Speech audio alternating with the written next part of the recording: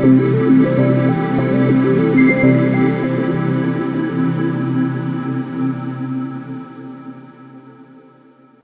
generasi Semar, mau tahu cara menyelesaikan soal-soal geografi, materi pemanfaatan peta dengan mudah? Bersama saya, Subandi Latif. Yuk simak video ini sampai selesai.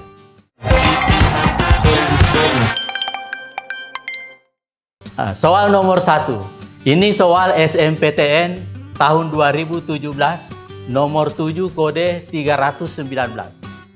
Dalam satu lembar peta rupa bumi, biasanya terdapat informasi garis tepi yang bermanfaat untuk A. Memudahkan penggabungan antar lembar peta. B. Mempermudah dan memperjelas penampilan peta. C. Memudahkan perhitungan jarak absolut. D. Memudahkan penentuan lokasi geografis. Dan E. Memudahkan pengubahan skala peta. Generasi Semar, jika kita mendapatkan soal seperti ini, cara menjawabnya adalah pembahasan soal yang pertama. Secara umum, garis tepi pada peta merupakan garis pembatas pada peta yang mengelilingi peta. Ini berguna untuk membantu saat kita menggambar pulau, kota, ataupun wilayah yang dimaksud. Garis tepi ini biasanya terdapat informasi berupa angka derajat astronomis. Informasi angka koordinat yang terdapat pada garis tepi ini dapat memudahkan pembaca peta untuk menghitung jarak absolut atau jarak mutlak dari selisih derajat yang tertulis pada tepi garis astronominya. Sehingga kunci daripada soal nomor 1 ini adalah C, yaitu memudahkan perhitungan dalam jarak absolut.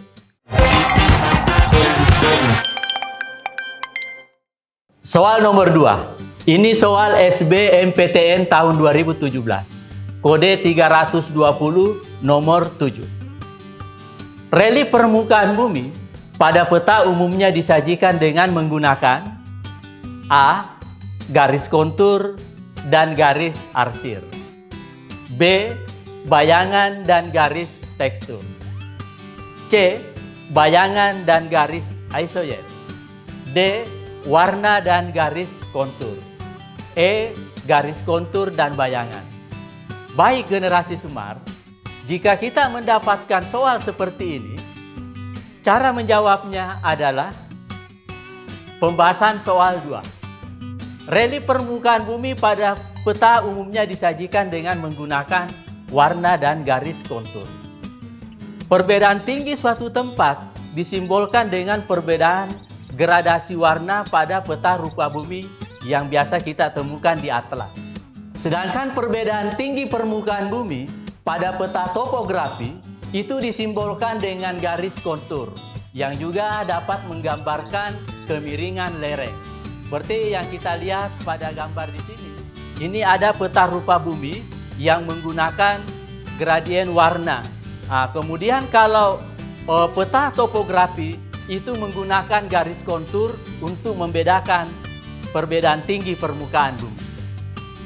Ya, jadi kuncinya untuk soal nomor 2 ini adalah D, warna dan garis kontur.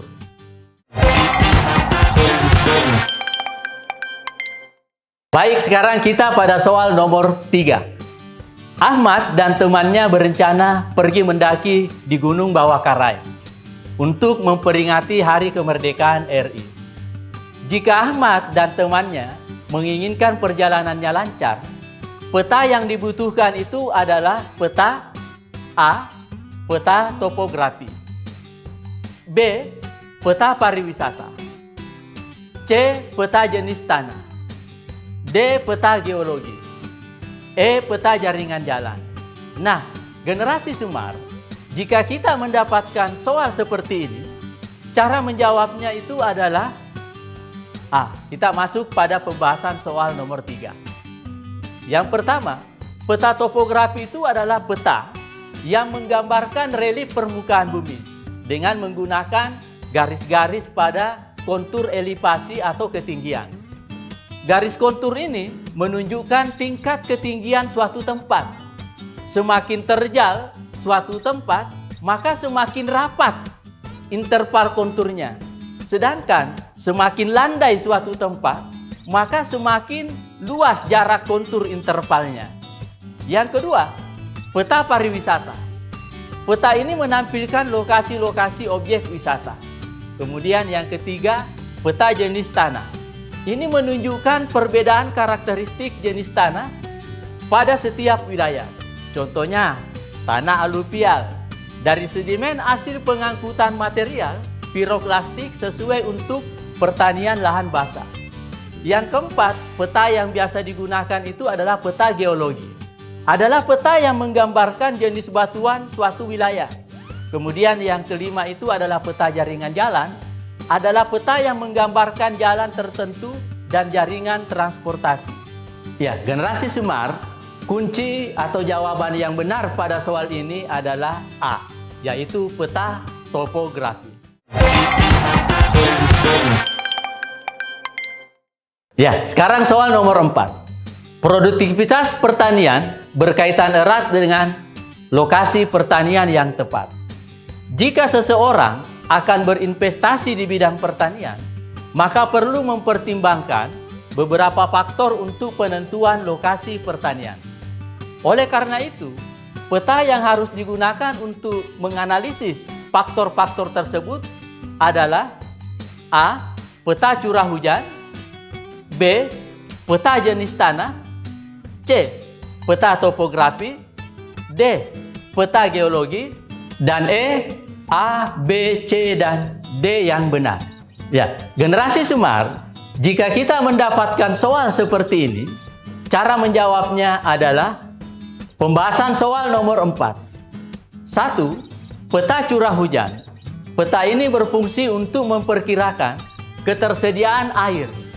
Data ketersediaan air ini digunakan untuk penentuan jenis tanaman pertanian yang sesuai dikembangkan di wilayah tersebut. Yang kedua, peta jenis tanah menunjukkan perbedaan karakteristik jenis tanah pada setiap wilayah. Contohnya, tanah aluvial dari sedimen hasil pengangkutan material piroklastik untuk pertanian lahan basah. Yang ketiga, peta topografi. Peta ini berkaitan dengan kemiringan lereng dan ketinggian tempat. Ketinggian tempat itu berkaitan dengan suhu udara.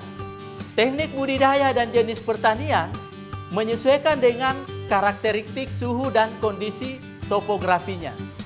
Yang keempat, peta geologi. Peta ini berisikan informasi mengenai struktur geologi. Struktur geologi ini menunjukkan perbedaan karakteristik batuan yang digunakan untuk mengetahui permeabilitas dan porositas tanah. Untuk soal nomor 4 ini, jawaban yang benar adalah E, yaitu A, B, C, dan D yang benar.